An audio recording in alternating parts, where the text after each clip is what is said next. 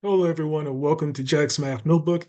Here's another example of percent proportions so we can gain confidence in how to solve these types of problems. And in this case, we have 75 is 60% of what number? And sometimes students get a little confused as to how to arrive at the answer for a question like this. Let's kind of take it one step at a time and let's take a look at the vocabulary because vocabulary actually helps lead you to the answer. So let's take a look at W, which equals word, F, which equals fraction, and the percent sign, which gives us percent. And we're going to use this to put the numbers in the right place when asking this particular question. And keeping in mind that percent over 100 is the same as saying part of a whole, and percent over 100 is the same as saying is over of. And these two terms right here, part whole, is of, are interchangeable. You could put them inside of our tic-tac-toe and it will operate the same way. And so let's get started with this problem in which we have 75 is 60% of what number? And so let's take a look at that.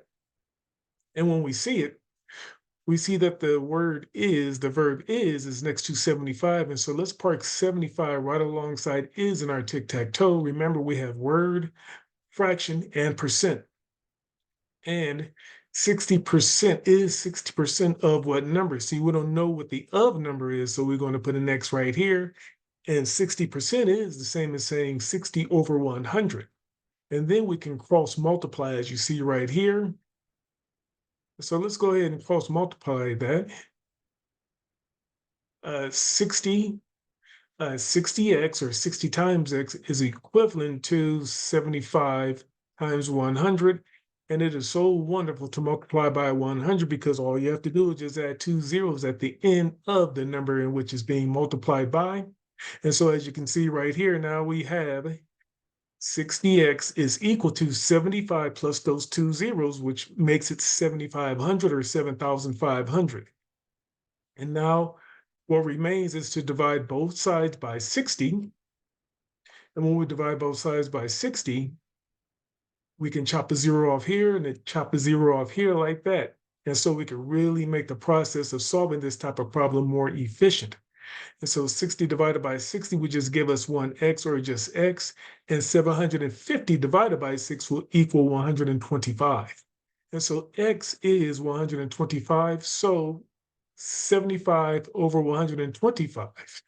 That is our answer right there.